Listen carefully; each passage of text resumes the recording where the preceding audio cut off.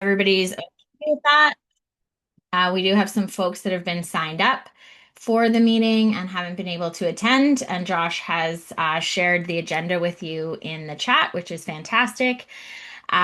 So that's one part of the purpose that we are gathering together today is to educate new members as to these kinds of processes and make sure that we can have strong provincial representation at convention, despite the fact that we have some um, uh, not as many EDAs active as we would like. And then we thought, what better opportunity if the purpose of this meeting is convention than to invite leadership candidates to attend.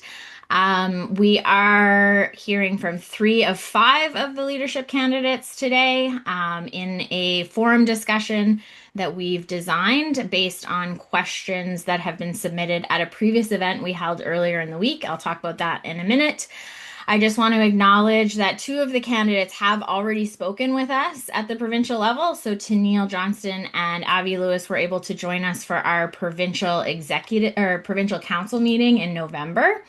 And that's been actually recorded and is up on our YouTube channel. So folks do have an opportunity to hear from them. Tennille also visited the Maritimes on Monday, and many of our members were able to attend that as well.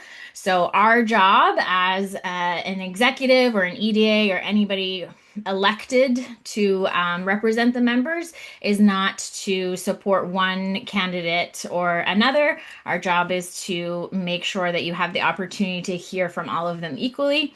And so that's why we reached out to these 3 in particular to chat. Um, I mentioned that we did have an event on Monday that was very well attended. It was great to see folks out. The executive has been doing a ton of work to rebuild some of the infrastructure that's been missing in the last little bit.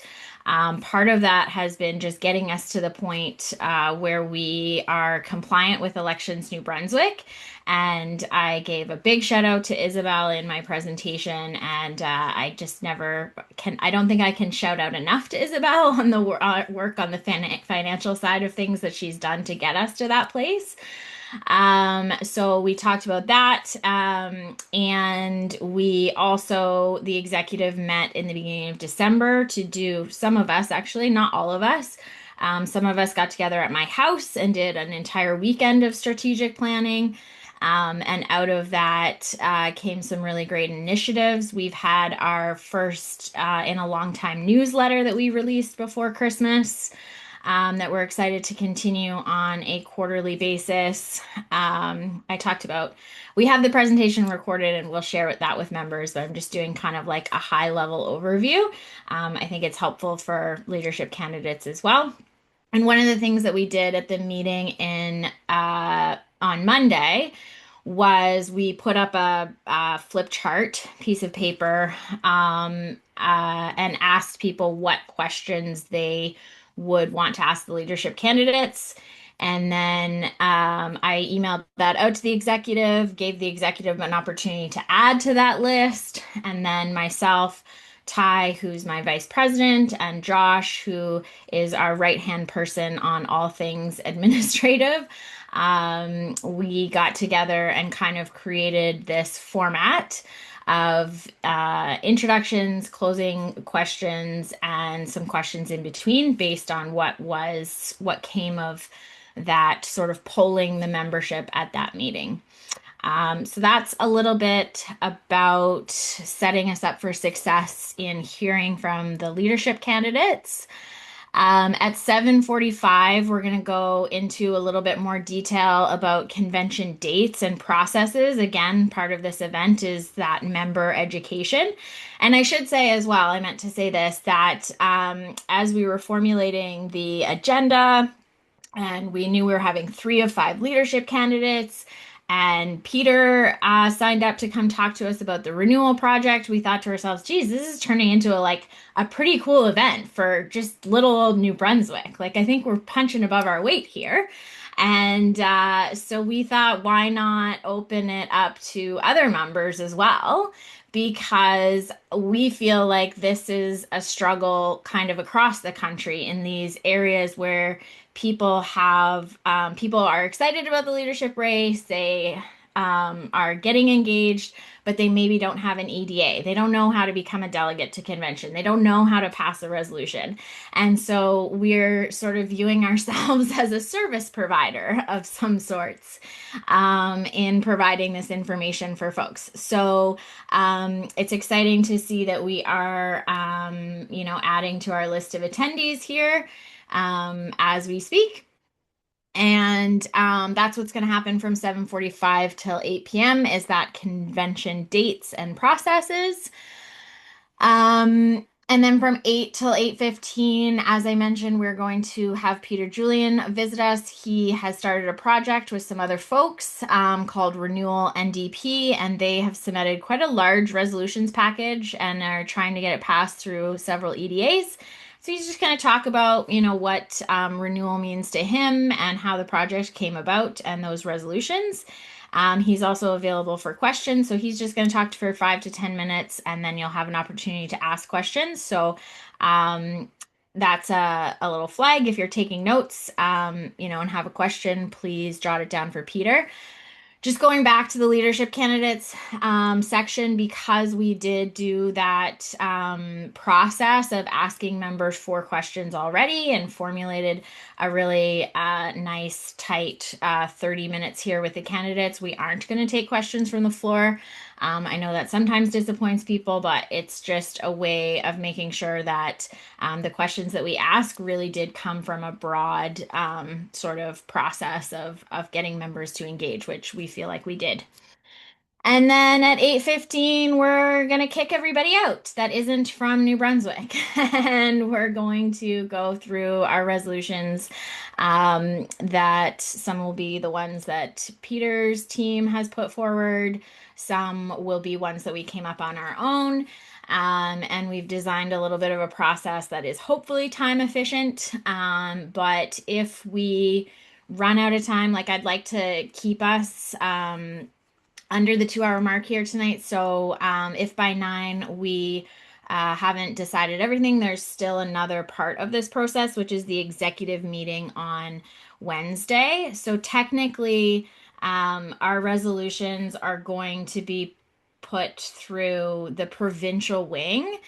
The the couple of active EDAs are welcome to put resolutions through their own process, but because they're going through the provincial wing, they'll be stamped NBNDP as having submitted them. It has to go through our executive. So there's this is kind of like a discussion on the resolutions, and we're hoping to get a consensus on a large majority of them. And then the final call will be on Wednesday with the executive. So that's pretty much the agenda for today. Josh, do we have Heather yet? Has she joined us yet? Yes, we do. Oh, great. Hi, Heather. Awesome. I was just kind of like, I was like, oh my gosh, I don't have anything else to fill the time with.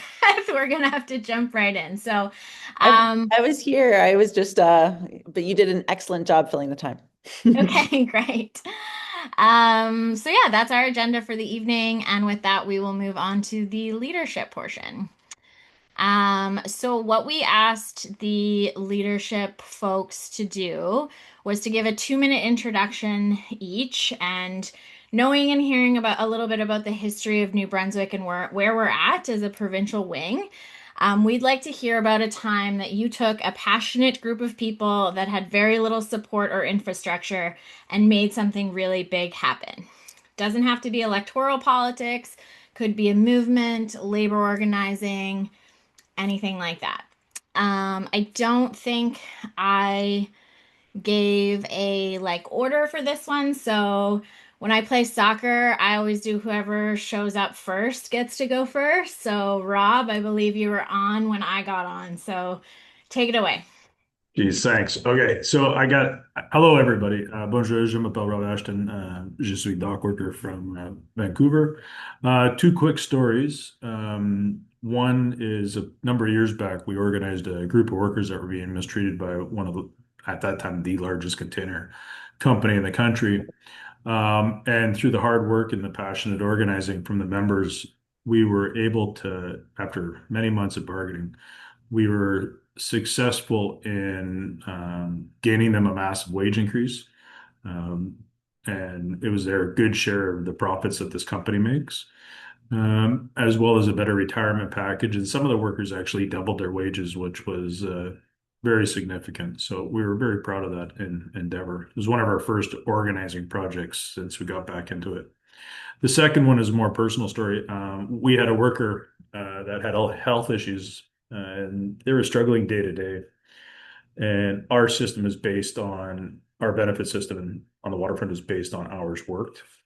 And so, unfortunately, this worker didn't want to be a burden on anyone, and he had a significant health issue.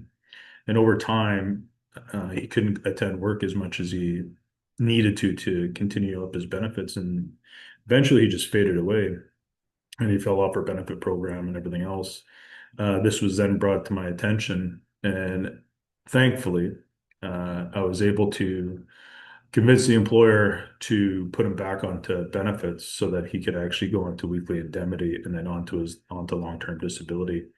Where he stayed for the remainder of his life and enjoyed what he had left. And unfortunately, he passed not too long ago. He was an amazing person, a friend, and it's one of the good things about being able to be part of a union that can bring these benefits and put workers into safe spaces. Thank you. Amazing. Thank you. And Tony, same question.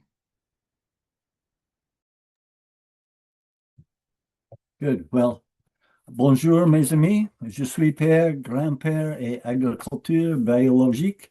Je milite pour l'environnement et la justice sociale et politique. Je me présente sous le thème de 4A, représentation, régénération, redistribution, et reconception.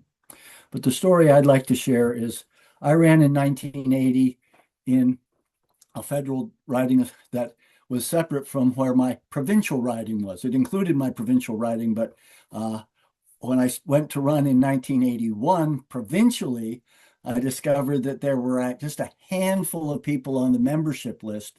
At the nomination meeting, there were 4 people, a press reporter, my wife, myself, and a personal friend. The reporter must have been an NDP supporter because they said a small but enthusiastic crowd was at the nomination meeting. We had a lot of building to do. And what we did was we worked with other riding association executives to do membership drives in our best polls, which were like 10% at the time. So if we got 1 out of 10 calls when we phoned to talk to people about the NDP and membership that was positive, we then would try and sell them a membership. So we started building the membership that way. We started having events that were fun, potlucks, meeting in people's homes. But then we also used election campaigns for educational work, and we printed newspapers like this one here, like this one, and we distributed them. We were able to raise enough money after a few, and we did education with them. There's Tommy Douglas's Mouseland cartoon on the back. And so we talked about the party. We had local people talking about why they were supporting the NDP. And then we also experimented. We did a phone canvass in one poll that was sandwiched between 2 very similar polls. And this was an experiment about 1985 to see if it would work. Well, by gosh, I went in and counted, and we nearly won that poll. We were one vote behind the winner. And the poll clerks and the scrutineers were terrified that the world had changed. I got out, listened to the news, and it had not changed, but it had in that poll. So we trained people to telephone canvass. And by 1990, 9 years later, we elected an NDP government, and one of those MPPs came from our riding. What we failed to do was keep building that organizational base in our riding because people got busy trying to govern and run constituency offices. And that was a huge mistake. And we made it provincially as well. But we've got to build the base. And that's why it's so important that what you're talking about trying to do in New Brunswick is critical.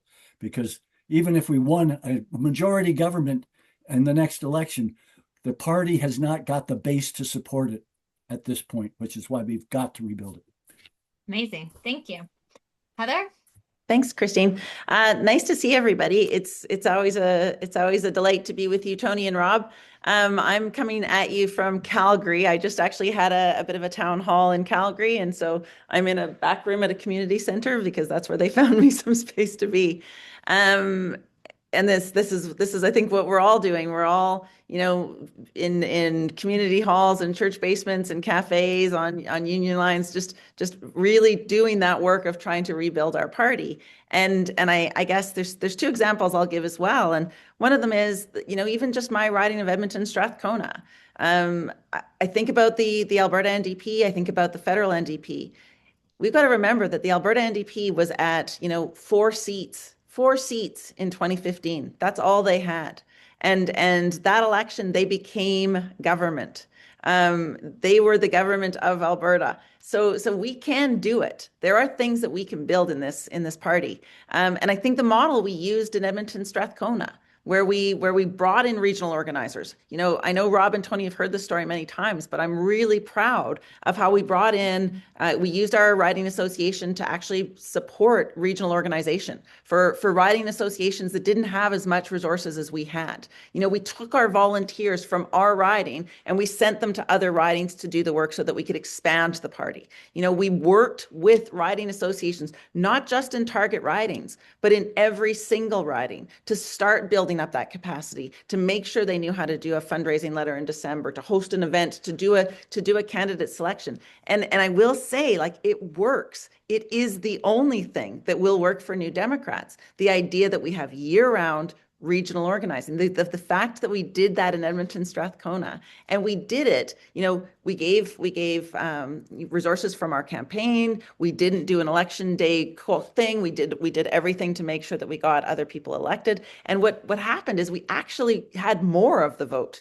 In the 2025 election, we had over 60% of the vote in that election in Edmonton Strathcona. So we built our parties, our electoral success in Edmonton Strathcona, and we got another MP elected. And that's what we've got to do. We've got to start working in other riding associations, sharing those resources, making sure that we are supporting those riding associations that are targets, but also those ones that aren't. And I'm really proud of what we were able to accomplish in Edmonton Strathcona. And I'm looking forward to making that happen across the country.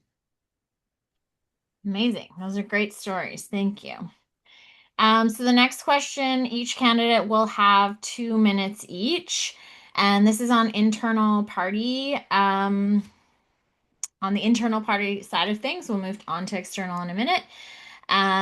So it is, what steps will you take to further democratize the party, specifically around, but not limited to, candidate vetting processes? So context for everybody, we are having some very spirited debates amongst our membership around one specific vetting issue. This question is not necessarily about one, but rather the report from the party, the review and I forget, there's too many renewal words. But there was a report by Emily, I'm pretty sure her name is Emily, saying, there are some opaqueness in candidate vetting processes that we could work on. So we would like you to answer that question about vetting processes, but then we had other questions that were just around democracy in general. So it's a bit of a two-pronged question, just for those listening as well as the candidates for context. It seems like I didn't assign an order, so why don't we just go backwards this time? We'll go Heather, Tony, Rob, and then the next ones I do have an order. So, merci beaucoup. C'est une bonne question. Et pour moi, la reconstruction du parti passe par la reconstruction d'associations de circonscription. C'est très important. And when we talk about vetting in particular, one of the things that I think is really important is that we actually select our candidates early. The only reason I won in 2019 was because I was selected as the candidate a year out. So I could knock on doors, I could get to know people, I could do that work. New Democrats are the hardest working candidates. We've got to get people in that place sooner. We've got to make the vetting process more efficient and make it happen faster. And it has to be less opaque.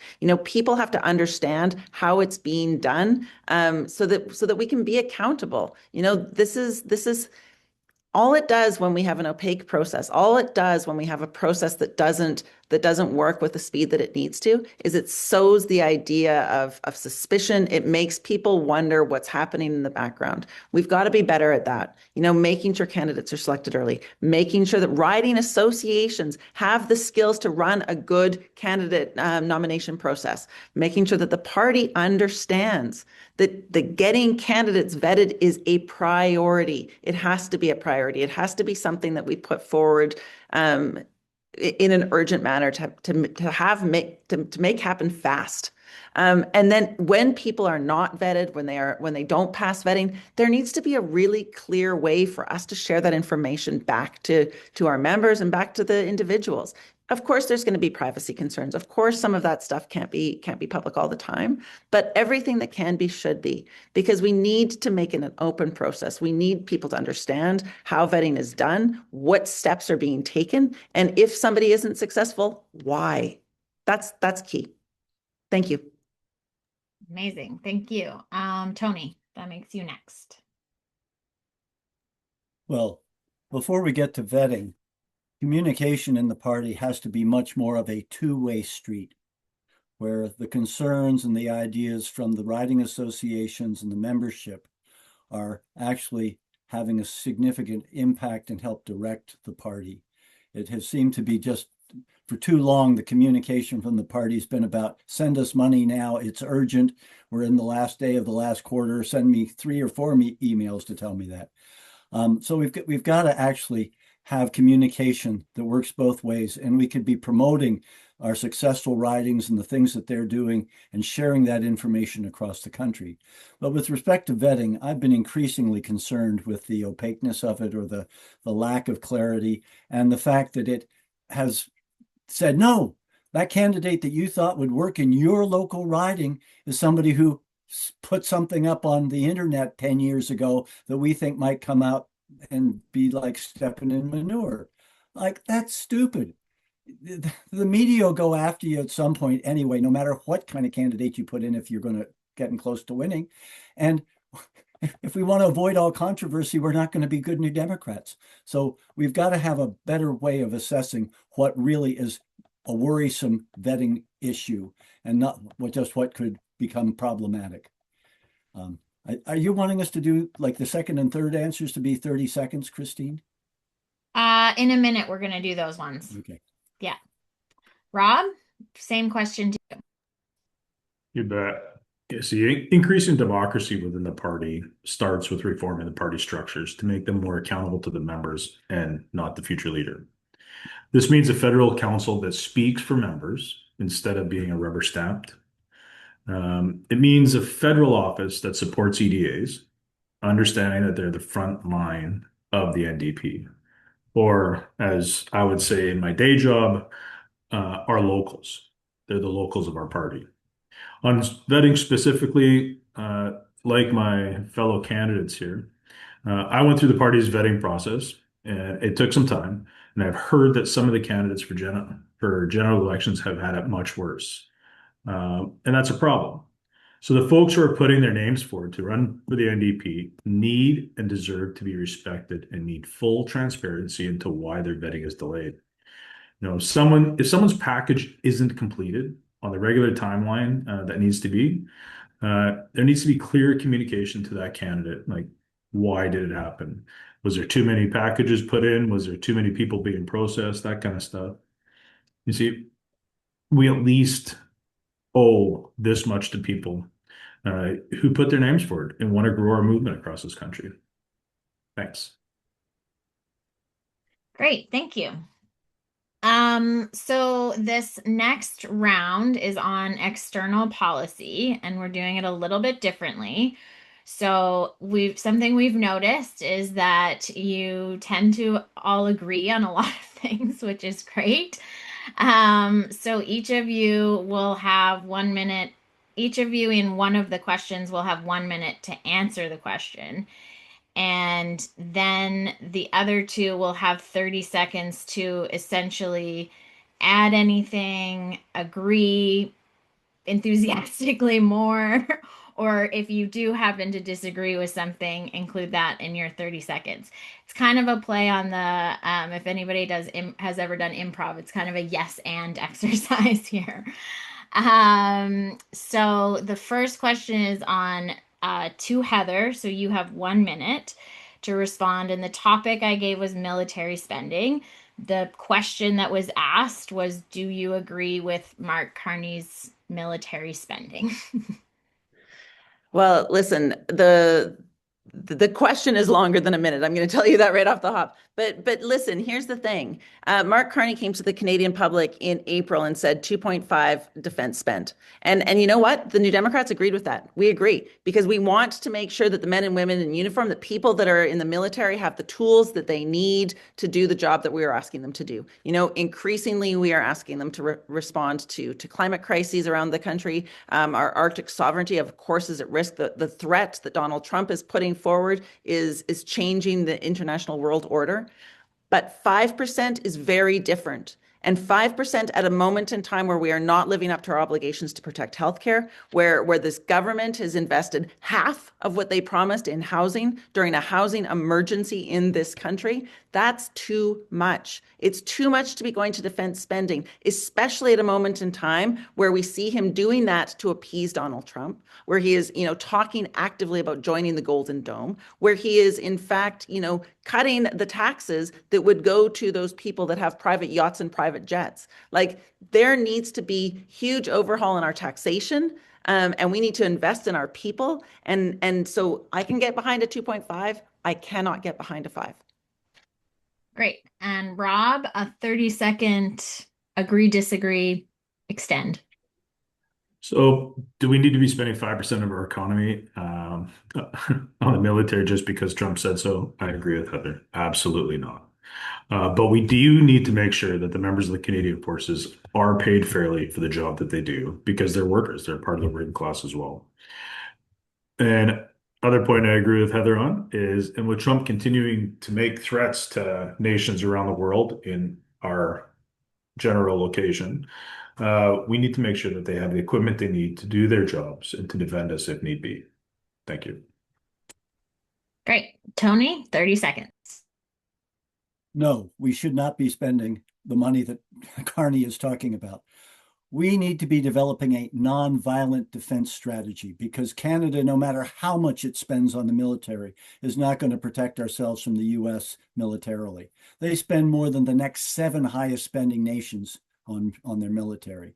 So we have to have a different strategy that is the jiu-jitsu of non-violent defense and working on that. And we're actually going to be doing a workshop in a live stream that we're doing on January 24th, Saturday, January 24th, exploring that concept. Because, we need to pay the workers in the military, and we need to have them there for emergency and for Arctic sovereignty. But we aren't going to be standing up to the US militarily. We can stand up to them much more smartly. And military spending is the best way to not spend on healthcare, education, a whole range of things that we actually need to build a nation. Over. Great. Thank you. So the next one, Rob is going to have 1 minute to answer, and then Tony for 30 seconds, then Heather for 30 seconds. This question was on migrant workers, and the specific question was around, do you agree with expediting permanent residency for migrant workers, or any other, and just that's the general topic. What solutions do you have to make Canada more fair for migrant workers? So, like, every worker, no matter where they are, where they come from, they deserve the same high level of respect and protection. See, it's clear the current temporary foreign worker program makes workers vulnerable to exploitation, abuse, and unsafe working conditions. That's just what it is out there right now. And at the same time, this program is driving down wages for all workers. This power imbalance between employer and employee is a recipe for mistreatment and abuse of migrant labor and leaving them with little to no recourse. And so that's why my plan calls for repealing and replacing the temporary foreign worker program with a fair program. built from the ground up to protect all workers, their status, and their labor, protecting wages by holding employers accountable. When everyone doing this job earns a fair wage, no one can be used to drag paychecks down. Stopping the race to the bottom. When all workers get fair pay, wages go up for everyone. And this is to give workers real power and workers a clear path to permanency. I'll stop because my timer went off. Yeah, I'm a member. I'm going on a pretty on your faith of the timing for the most part. I can't moderate and do the timer. I probably should have thought of that before. But Tony, for you, 30 seconds Sure. in Well, response. I agree with Rob. I'm a member of the National Farmers Union. I'm the treasurer of our local Huron chapter. And if people Google the National Farmers Union and temporary workers or migrant workers, you get a much fuller discussion of this. But with our current system, it basically makes people a contract worker at one place. They can't move if the conditions are bad or unfair. So that has to be changed. And we're also calling for ensuring that all Canadian residents get the same service and access. And certainly if people want to stay and want to become Canadian citizens or want to live in Canada, that's fine. I agree with Rob. But many of these people are actually using the employment and the money they get here to support their families and support their own farm operations in other parts of the world. So I know some good situations where temporary workers are really part of the operation and well treated, but the system itself is not designed well. So I generally agree with Rob. Great. And Heather, another 30 seconds. Yeah. Listen, the NDP has been calling for a fundamental change to the temporary foreign workers program since 2014. You know, the work Jenny Kwan has been doing on this has been really remarkable. We have made it very clear within the House of Commons and without that the temporary foreign workers program needs to be changed. It needs to be protected. Any person who is good enough to work in this country needs to have a pathway to become a citizen.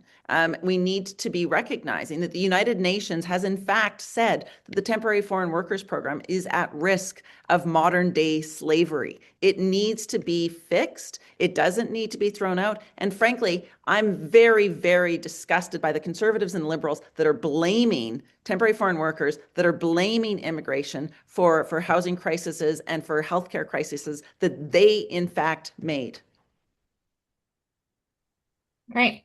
Okay, so last 1 minute response to Tony and Heather, then Rob for 30 seconds. This one is on progressive collaboration and coalitions. So Tony, we know you're a big supporter of electoral reform. This is a big topic in New Brunswick because we do find that our when we had some troubles on the NDP side, a lot of our supporters went to the Green Party. And so now it's, and it's a small province, you go to your local community, food box and you're working on these projects that are all kind of the same and all these people and then you're expected to like duke it out at the polls and it doesn't feel great, right? So what is your solution for us in places like this where there's just not enough of us, progressives, I guess, to the question is around collaboration and coalitions across progressive parties. What's the solution? Yes, what I've been saying is what we've been doing for the last 100 years has not been working. And I mean, the first past the post system has defeated us since women and working men got the vote after the First World War. So what I'm saying is, if by some miracle, the Bloc Québécois, the Green Party, and the NDP got 51% of the seats in the House of Commons, we'd have to figure out what we could agree on, not what we disagree on, what we could agree on to move things forward on the environment and on the progressive needs of Canadians. So let's do it ahead of time, form a coalition, be open about it, and say, okay, let the parties centrally figure out what they can agree on with lots of communication from the grassroots. But then at the riding level, get together with the Green folks and maybe some disenchanted Liberals and some Conservatives who don't like the pitbull approach and put that all together behind one candidate. Because at least in Ontario, when we have a Green Democratic transition program and a Green position, it just confuses the voters. and they vote strategically and they don't vote for us. They don't vote for the Greens.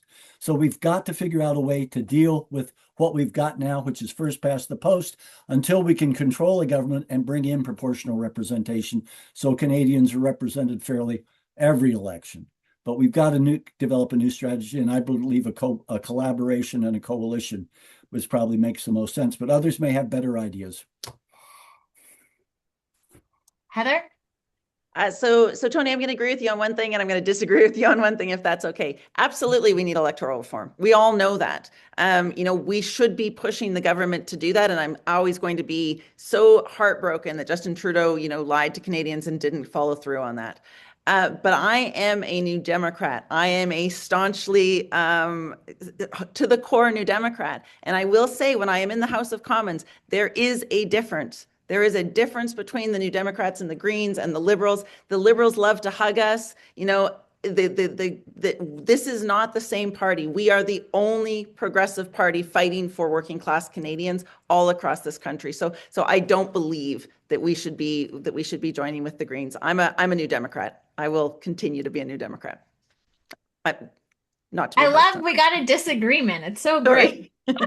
No, it's good. It's I love healthy. Tony. I hate disagreeing with you, Tony. I'm sorry. I feel bad now. Rob, 30 seconds. Yeah, this is the first time I think I'm going to disagree with Tony. Oops. Sorry, bro. But like my campaign's all about bringing back working class voters who didn't leave the party because they didn't agree with us. They left because they didn't see us fighting for them on the issues that they face every day, like affordability and housing. It's also about building on our provincial success, like in my home province of BC and in Manitoba, and then replicating that in provinces like New Brunswick, where we faced electoral challenges for the long time and where we can't. This is one of the reasons why I disagree with Tony is we can't work with the Green Party there because we can't. We can't work at the Green Party in BC either. It's just different mentalities, unfortunately. Thank you. All right, so we are on to closing remarks. And so we did ask you to specifically frame these as well. And so just for a little bit of context, I made it my mission when I became president in November that I was going to get on the phones and talk to people. And the leadership race was a really great opportunity for me to do that and do a little bit of polling. And between our event on Monday and me making over 200 phone calls to members, there are people supporting each one of you. I talked to some people that are, totally Team Avi. People are really picking up what Tony's talking about with the, I don't like fighting with my green neighbors. People are, saying, that they love the practicality that Heather brings and the that you're elected and you've done it and you've shown that way. And so, and then Rob, we have like tons of, I called somebody and they're like, yeah, I was just talking to my buddy Rob. I was like, okay, great. Like literally talking to you on the phone. So, it's really important to us as we build back this movement that we not lose any of these people, coming from BC and going through a very contentious leadership race where we saw a lot of people drop off of engagement because their candidate didn't win. We don't want to see that happen. And so our question is twofold. One is if you win, what are you going to do to work with New Brunswick New Democrats to help us build? And on the flip side, if you don't win, how are you going to encourage your supporters to still stay involved in the province? Because we need everybody.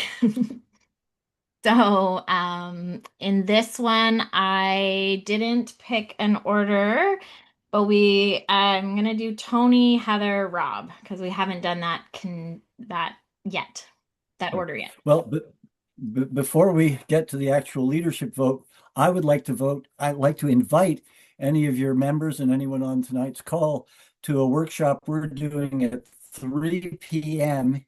Atlantic time tomorrow afternoon, talking about building stronger riding associations. And I'll be sharing information from my experience as a holistic management certified educator with ways to do analytics on where's your weak link, where do you need to be concentrating time and energy now, how do you build the strength of your local riding. So you're invited to that workshop. I mean, if I'm the leader, I've said it at the first the CLC conference, I'd be getting in touch with Rob and Heather and Avi and Tennille and saying, okay, now how do we take the strengths? Because they're an incredible bunch of people. I've been so privileged to be on the same platforms with them. They're wonderful. But how do we go forward together and build this in a way that we can actually work on behalf of the 99% on an ongoing basis and have governments that do that. But if I'm not the leader, well, I'm going to spend more time with my grandkids in the farm, but I'm also going to continue offering that kind of local and analytical work on how to strengthen your local riding association, because that was what we missed out on when we were the government in Ontario, was building the base. And the riding associations are the foundation where we interconnect with our local communities and the other progressive people in our areas, the hospital groups, all of the homeless people, people working with all the things that they need in our communities. So we need to strengthen that. And across the country. So that's the other area that I would work on and bring what skills and talents and time I have left. Amazing. Heather? Yeah. So first of all, Christine, I want to just say thank you for you doing all of that work and for all of the volunteers and all of the New Democrats in New Brunswick that are doing that work. It's not easy work to do, when it's a small team, when it's a small crew. And so that first of all, I'm really grateful. The second thing I'll say is what we need to do is we need to continue to show up, to make sure that we are showing up. That's vital. It's part of how we're going to bring people back, is being in communities, taking the time to talk to people. And I can commit to you that if I am the next NDP leader, I will be showing up in New Brunswick. I will be there. I will be supporting you, making sure that there is regional organization, making sure that you have support from the federal party to continue to grow. Because that's what we need to do in New Brunswick. That's what we need to do across every province and every territory in this country. And it is the work that I think I want to do. It's the work that I've shown I can do.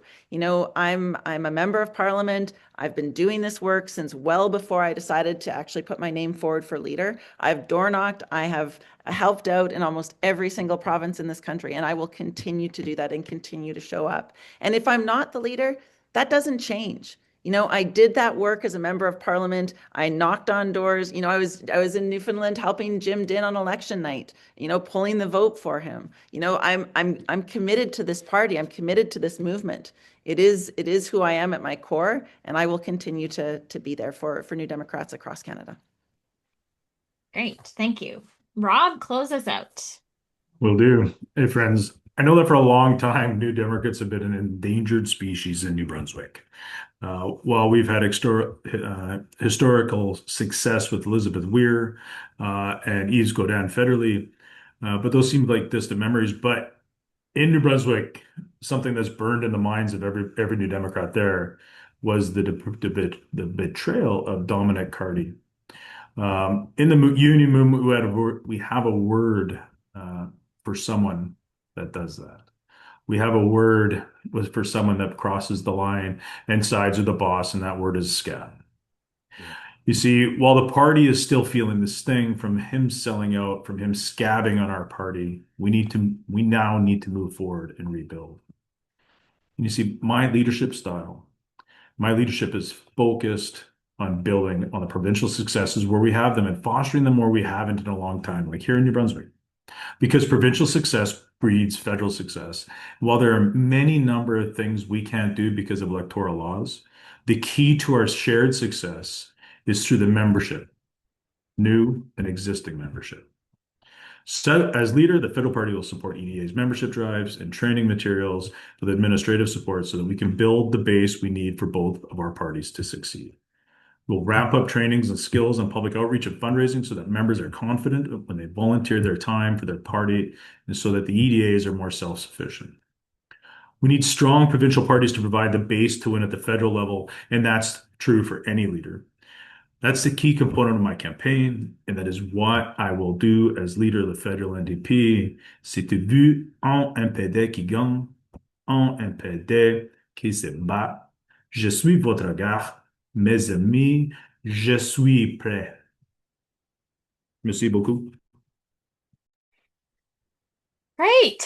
Well, that concludes this portion of our evening. Thank you all so much for your time and your preparation. And yeah, we're looking forward to, we're going to probably move on to chatting about who would like to go to convention. I think that's a great, inspiring place to end. I think it's going to be really exciting to see who wins and to continue to build these kinds of relationships and talk to you more about how you can support New Brunswick NDP, whether you win or not.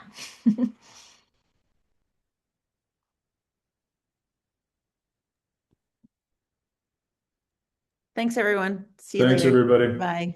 Bye. Kick some ass over there. All right, so the next portion of our evening is sort of convention dates and processes. Um, so I guess what we wanted to share mostly was how many delegate spaces we have as New Brunswick to send folks to convention. So that we have 10 EDAs, and so we have 10 regular delegate codes that we're able to issue to people, as well as 10 youth codes. And 10 youth is at 26 and below for the federal. So it just depends there. And then if we have more than 10 people that are interested in being a delegate, I should mention there are a couple of us that have already secured delegate codes through being federal counselors. So myself as president sits on federal council. I believe our leader, we're still working out some of the kinks around that, but around which ones just automatically go and which ones have to go through an EDA. Um, but we were hoping at this meeting to get an idea of who would like to be considered for one of those 10 spots, as well as if you do know the EDA you're coming from, what your EDA is. And so that way, when we go to the actual delegate selection process on Wednesday, we kind of have an idea of who could sit into what delegate spots. So if you could express that in the chat, that would be great.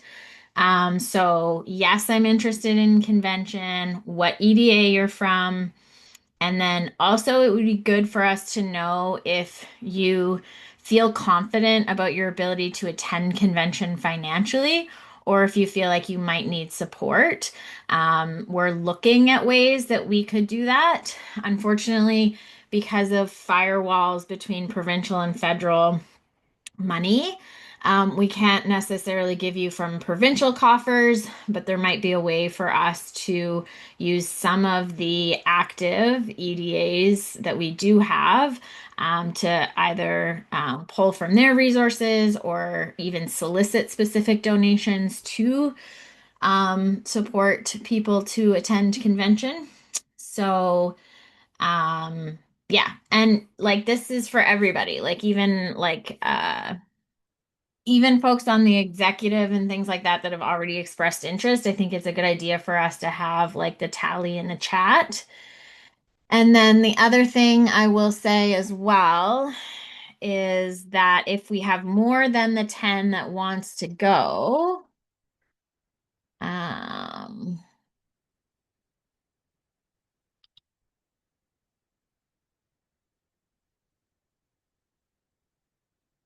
um,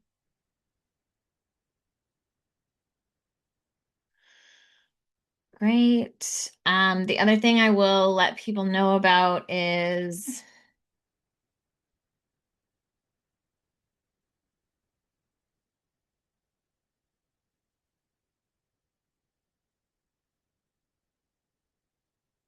if we have more than 10 people, then it's not a lost cause ongoing. You can sign up for the wait list, and typically there are more delegate spots available than people wanting to go. It could be different this year because it's a leadership year. People are excited about it. It could also be not a popular year because it's Winnipeg in March. So we just don't know. So I'm going to share that link as well. And then I'm just going to share the link to convention in general so that folks know the various things.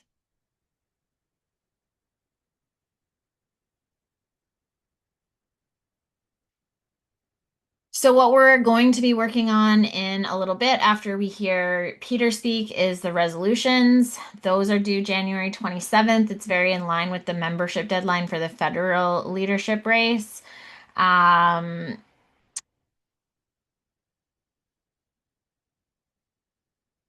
Is the wait list there?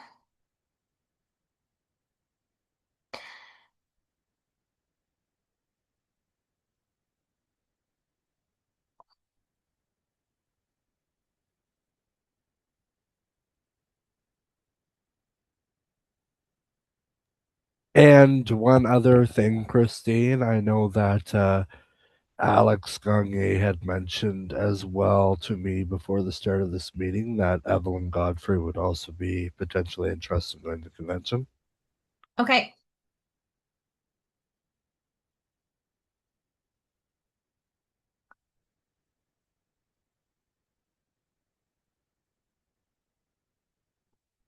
Okay. And so just so everyone knows, like just because there's I'm just saying there's like several Madawaska Restigouche, that doesn't mean that you all can't go. It just means that some of you might go on a delegate code from a different EDA that we don't have. So just don't stress out. Um, Josh, can you take this list from the chat? Are you able to do that for me? Yep. I'm just going to Okay. grab a pen and I'll take that. Awesome. There's somebody that's just tried to join that has some symbols for a name. I'll let them in, but It might just be Peter. oh yeah, you're probably right. Yep, Vancouver with the larger diverse population there probably is.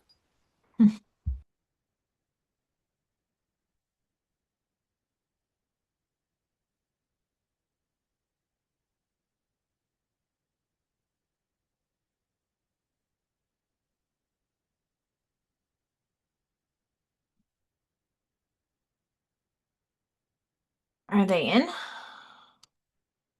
Yes, I see it on the participants list now. Okay. That doesn't seem like it would be Peter. I feel like it would be Peter, but maybe.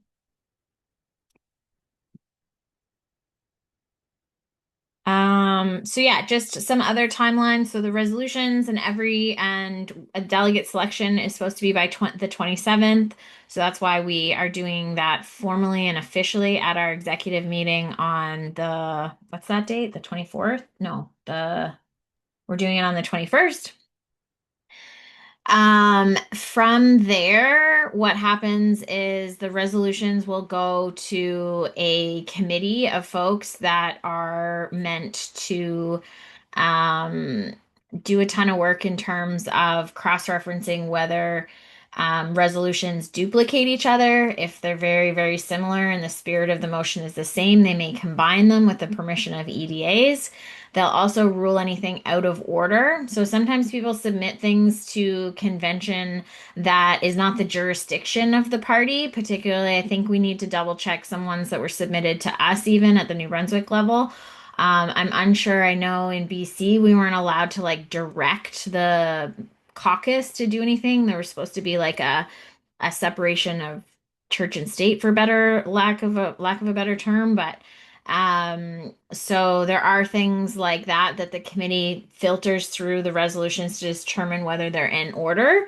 And then by beginning of March, anybody who is a delegate to convention will get to participate in a um, resolution prioritization process. So what's happened in the past, and I'm hearing from my folks that are on federal council, and part of these planning committees is that it'll be very similar to in years past, where you'll be given a certain number of votes. I think it's been 10 in the past, and for every section of the party, for every for every section of resolutions that the party creates, you will have those 10 votes to vote on the resolutions. So one thing that people often don't know is you can plump the vote, it's called. So if you're really passionate about one resolution in that section and you want to give all 10 of your votes to that one resolution, you can do that. Or you can pick 3 resolutions and divide up your points that way. So 3 points for each one, 4 for another, what have you. But that is the resolution prioritization that's done for delegates. And from there, that's when the convention coordinators will determine which resolutions are debated on the floor, how much time is allocated towards those resolution blocks, they're called. So we've seen conventions in the past that had more time given to certain resolution blocks depending on what those folks decided. Sometimes it was based on what was happening in the political climate. Sometimes emergency resolutions are given more time if something very impactful has been happening in the political world.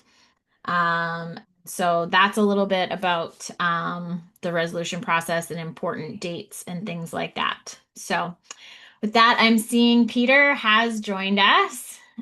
So welcome, Peter. I will leave it to you to kind of introduce yourself and the project that you've been working on. I think most people know who you are, so I don't want to take up too much time doing that. And we're just so grateful that you are joining us. And so this is bringing us into the part of our agenda that is around the Renewal NDP project and hearing from Peter about what that's all about and how we can participate in it. So take it away. Merci beaucoup, Christine. Hello, bonjour. Peter Julian, I'm speaking to you from the traditional territory, the unceded territory of the Kakite First Nation and the Hokomena speaking Coast Salish peoples. And I'm thrilled to be with New Brunswick New Democrats. J'adore la section néo-brunswickois et je suis super content de vous présenter un peu les résolutions aujourd'hui. I'm going to take a few minutes to talk you through the renewal process and the 25 resolutions that we've been circulating to riding associations across the country. Je vais principalement parler en anglais. Et bien sûr, si vous avez des questions en français, si vous voulez des clarifications, ça me fait plaisir d'y répondre. So the renewal effort is actually influenced and inspired by a similar project that we did 30 years ago. The last time the NDP fell over a cliff in 1993, we lost official party status. And what we undertook was a national renewal of the party. It was the results of that were brought to the 1995 convention. We substantially democratized the party, gave more powers to riding associations. We changed policy and renewed our constitution. It was a fundamental effort that was very important to the party, then being renewed, rebuilt. And from that moment on, of course, we rose to the heights through our Atlantic Canadian leader, Alex McDonough, and then Jack Layton, to the heights of official opposition. And so, given the size and scope of the catastrophe that we witnessed on April 28th, we went to the lowest level ever in a century of the organized left in Canada. 7 seats. I lost narrowly my seat here in Westminster, Burnaby, Millardville. It was the last NDP riding to fall. And we need to have a similar effort to galvanize the grassroots. And that's why, to supplement Emily Taman's good work, she took on the review and renewal work and issued her report in December. A group of volunteers from across the country, including New Brunswick, Christine, and Atlantic Canada, from right across the country, a group of volunteers came together, and the renewal effort is entirely volunteer driven. We consulted with hundreds of New Democrats across the country. We had a national English and French town hall, submitted surveys. We have our NDP renewal portal that thousands of New Democrats have consulted. We've been hearing back from people across the country. And as a result of that, we put forward 25 resolutions that were circulated to riding associations just a few days ago. They come in three groups. First, hearing from the grassroots, we need to empower our riding associations across the country. And so what we have done is put forward a series of 8 resolutions that would empower our grassroots in the country. It means things like launching a national youth outreach campaign. Emily Tammon spoke to that in her report. We want to make that a reality. Labor representation on riding executives, renewing the regional councils of riding associations that we used to have in our country and our party, starting an early nomination process, raising the level of all NDP campaigns by offering a minimum level of resources, adopting a permanent organizing model, putting in place a national training program for EDAs, and for something that I know a lot of riding associations have been talking about, the concept that the riding rebates, which are based on 60% of expenses, would actually come back to ridings. Those are all fundamental principles if we want to renew our riding associations across the country. Alors, vraiment, la base, c'est les associations de comté. Les militantes s'activent dans les associations de comté et ces 8 premières résolutions touchent les pouvoirs et les capacités des associations de comté à travers le pays. The second group of resolutions is renewing our party centrally. It includes using more tools to consult with our membership and engage with our membership more often. In our national town halls in English and French, we used Polis to actually gauge people's reaction, New Democrats' reaction to various policy initiatives. It was very, very successful. We want that to be part of a permanent organizing model. We also want a position designated at national office for member and affiliate engagement, a charter of members' rights and responsibilities, a federal council renewal so the federal council becomes the body that we all want to see, democratic and transparent. The campaign oversight committee as well for campaigns that are very centralized. The campaign director makes all the decisions. In the case of my riding, fatally, we lost the riding because of decisions that were made in Ottawa. And we want to make sure that there is oversight on the occasional, in the occasional situation where the campaign director is simply making a decision that will lose us seats. We want to make sure that there's an ability on those rare occasions to actually right the ship and make sure we get as many New Democrats elected as possible. Having a hybrid or virtual convention, so we're meeting more frequently, again, using tools that exist to all of us. Having a party platform in elections that are based on party policy. We have a great policy book.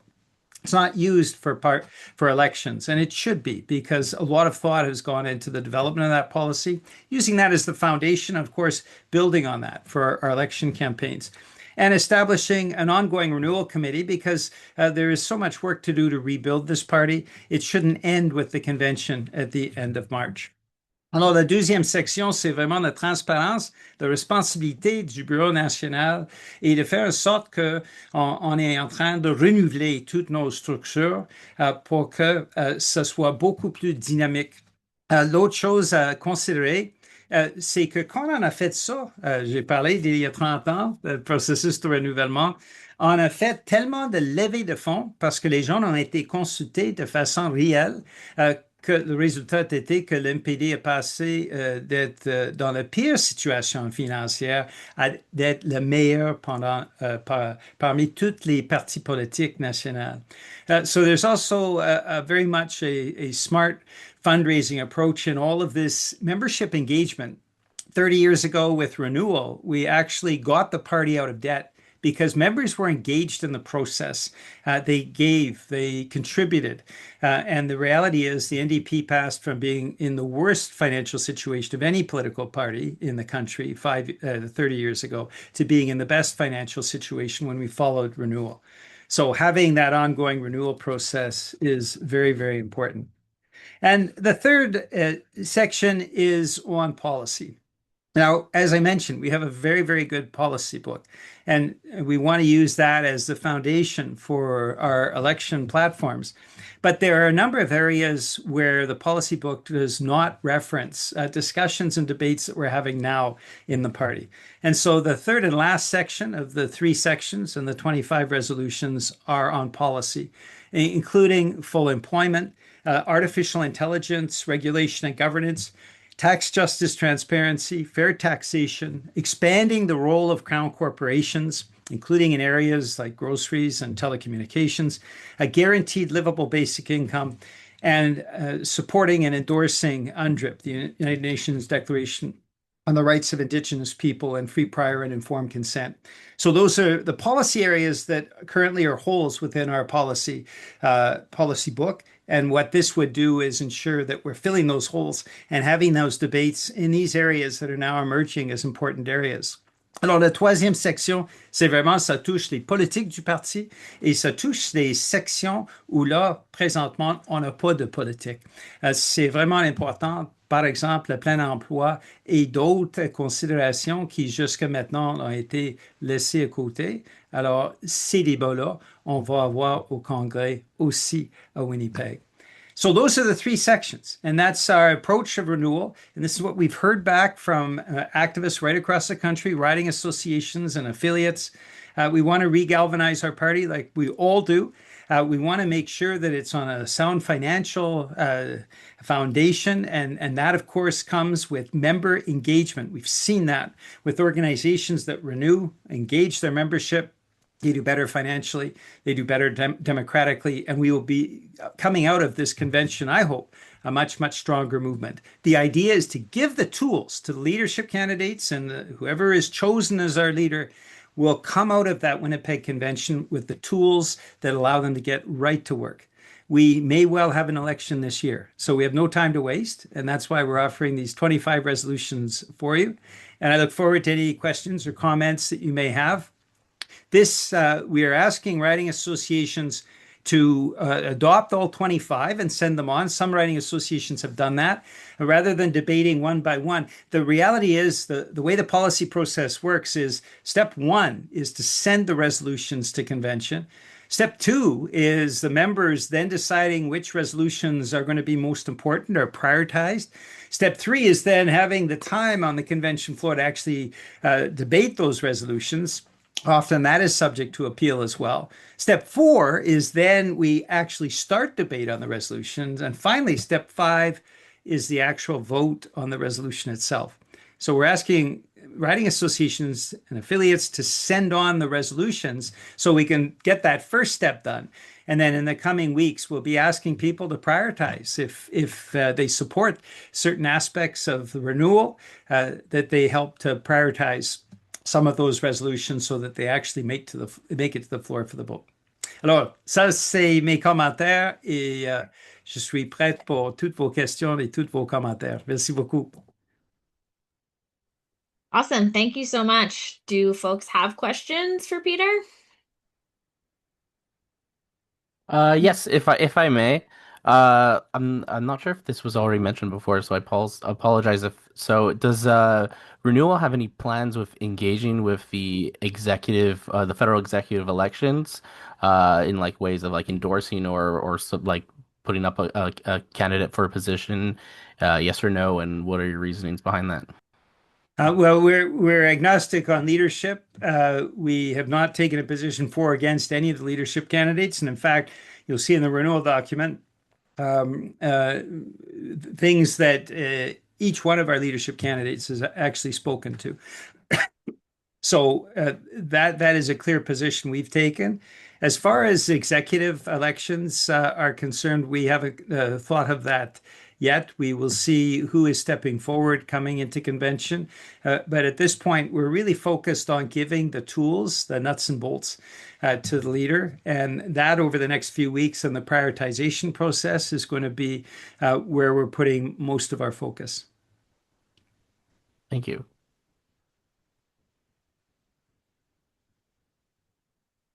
Any other questions? I thought everybody, I had people talking at them for the last hour. I thought people would be jumping out to get a word in. This is not a very typical New Democratic crowd. So if your writing association is having a meeting and you want to forward the resolution, we would appreciate you voting all 25 of them on. Um, that's our preference. If you want to send on only some of them, that of course is your right. If you want to take and modify and send in a modified resolution, that is of course your right as well. But we wanted to put into the grist in the mills so that folks have something to work with as we look at what this party is going to look like after the convention. We want to make sure that this bottom up renewal takes place. We choose a leader, and that leader has the tools then to get right to it, because we do expect an election at some point in 2026. We need to be ready for that. And that's why these resolutions have been crafted the way they have been. I have one question because, like, even being involved in renewal, actually, I've just been doing some comm stuff and things like that. What is the vision like after convention? Does renewal stay on as this outside kind of, not outside, obviously, we're all New Democrats, but like, what is that vision of how it continues to influence outside of convention? Well, what we're doing is remaking the party with a lot more members engagement, a lot more consideration for the membership. My feeling has been that the membership has been asked to give money, and that's it. There has Right. been it's been we saw in the last campaign how incredibly centralized the campaign was. Campaign director making all of the decisions in the case of my riding, where folks were incredibly active. It was devastating to see in the final days our volunteers being pulled off our doorsteps. We were fighting for every vote, and the central campaign director uh, basically pulled as many volunteers off the doorsteps in our riding as they could to go to a riding where we had no chance of winning. This is the kind of thing that we don't want to see again. And so, by building these structures, accountability, by building transparency, by building a renewal of the party that starts from the base and where there is a constant feedback from the base, using the party policy that is adopted the base and convention to ensure that that is our foundation for our election campaign. All of these things are vitally important. And so having a more engaged membership means having a much more enhanced fundraising ability. It means a much more dynamic party. It means riding associations being able to keep the rebates. So in New Brunswick, where you get 10% of the vote, you'll actually have the 60% of expenses rebated for the next campaign to build from 10 to 15 to 20 and then win those seats, as we did in New Brunswick in the past, both in the southeast and in Ekity Bathurst. I mean, there are winnable seats in New Brunswick, but we need to have the resources there, not in Ottawa. So the vision of the party coming out of convention is one that's far more dynamic, where the grassroots are given the resources, including the resources that they've raised themselves, they come back so that we can build ridings and build towards that moment where we become the political force to be reckoned with. So that has to be ongoing. And so your question, Christine, is a very valid one. How do we keep that ongoing? That's where the resolutions chart that path to a more dynamic party that is consulting with the grassroots, that is engaging the membership, and that is building right across the country. Okay, now people are jumping in. Audrey? Hi, Audrey Launder. I'm going to just give a little background to my question. So I have never belonged to a political party before. I was appalled at the election results in April. And so I joined the National NDP. That was my first step. But I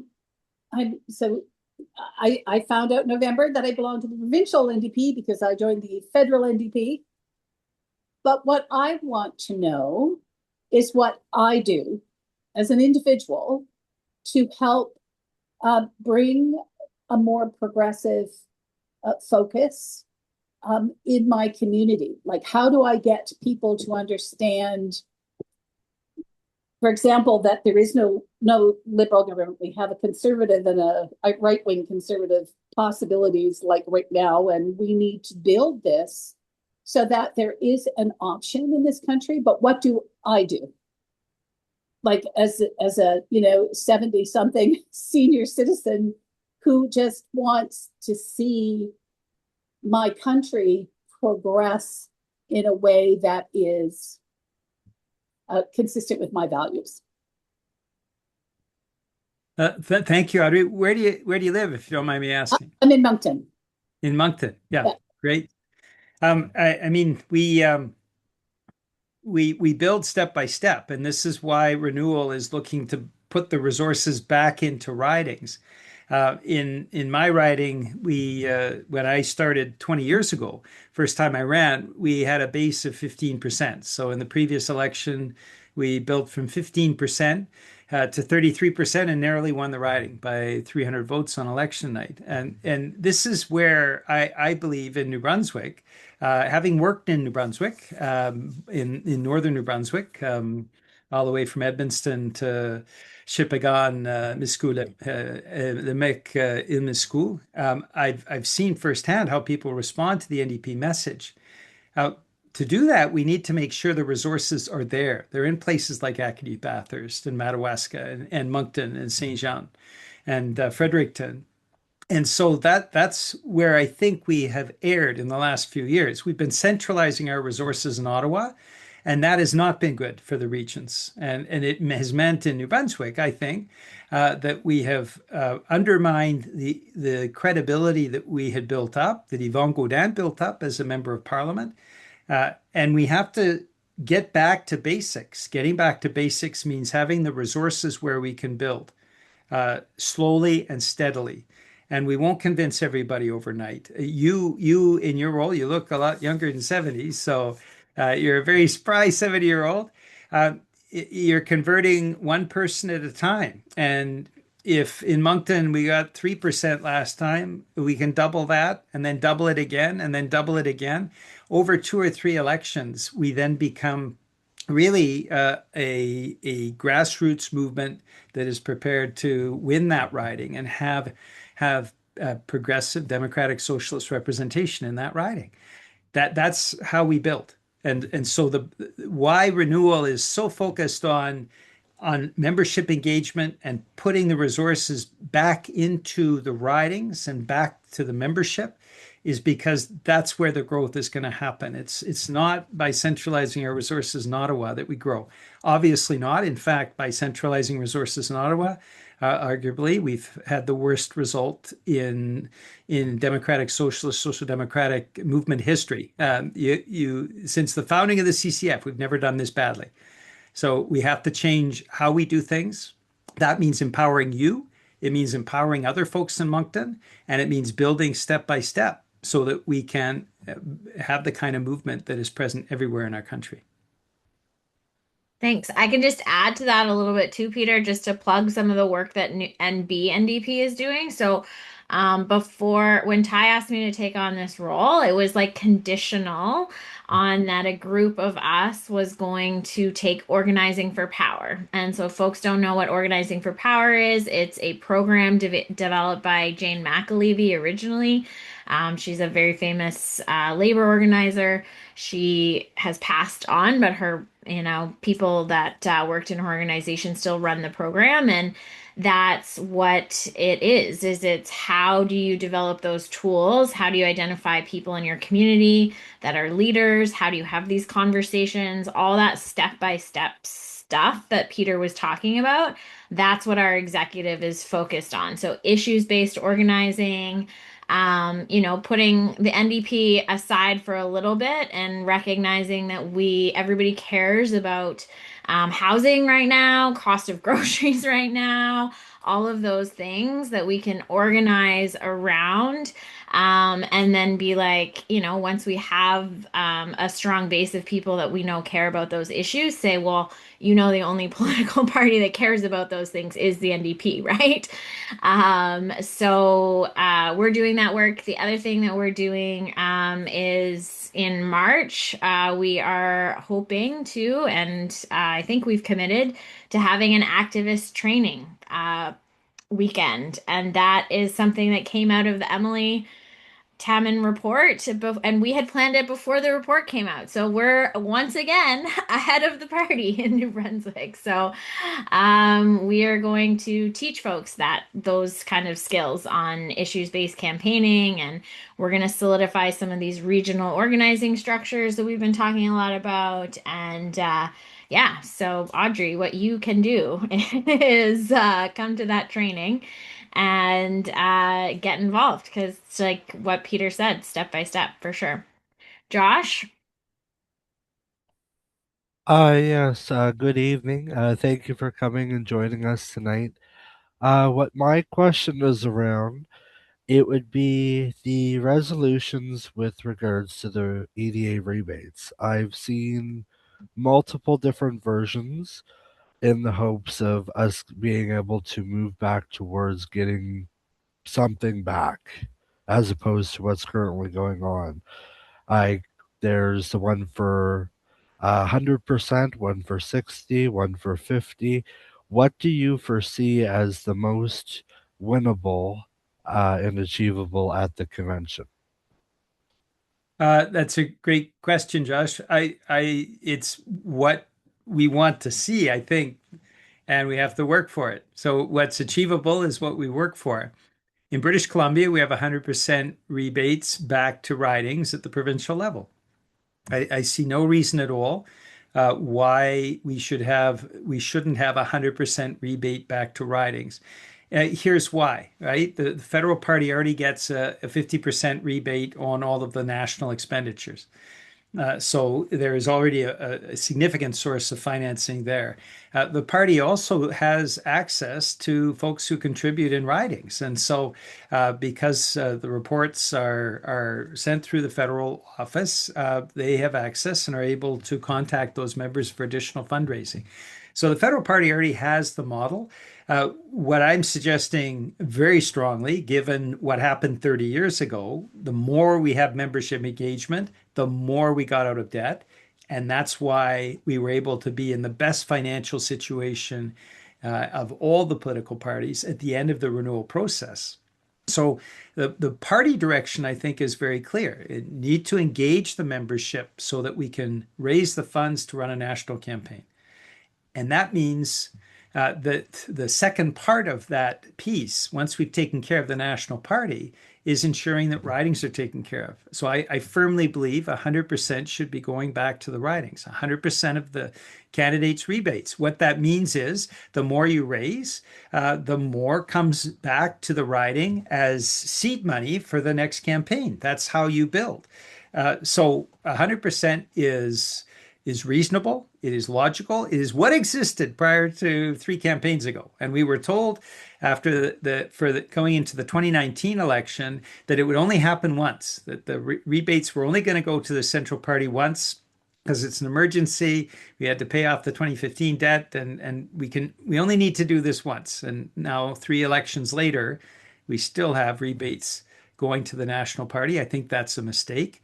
And so I will strongly argue for 100%. And I think that is if riding association representatives from across the country all take the same position, I think we'll win on the convention floor. Okay, well, we have lots of work to do on our resolutions if we are going to pass those renewal ones. So yeah, I think we'll call it there with Peter's guest speaking. Thank you so much again. Really, really appreciate it. I think that's really good context. And I think it's you're very blunt about where we are, but also very hopeful about, we've been here before, and that gives me a lot of hope that there is lots of work to be done, but it can be done, right? So very Yep, exciting. absolutely. Merci beaucoup. Ça m'a fait vraiment plaisir de vous parler. And we'll see you all in Winnipeg. Thanks so Okay. much. Thanks.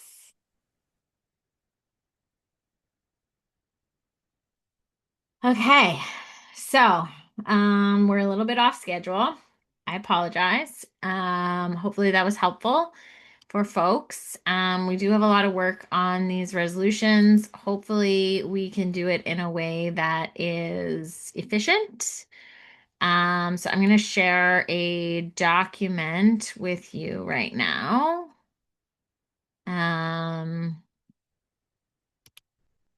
Called NB Resolutions Committee Recommendations. Oh yes, if anybody, thanks Audrey for coming, and I hope you stay engaged and come to our activist training. Um, and anybody that's not from New Brunswick, if you're still kicking around, can you also please exit the meeting? Just because this is very specific to, thanks, Suki. Have a great night. Yeah, I think pause the recording for sure. We don't need to record this.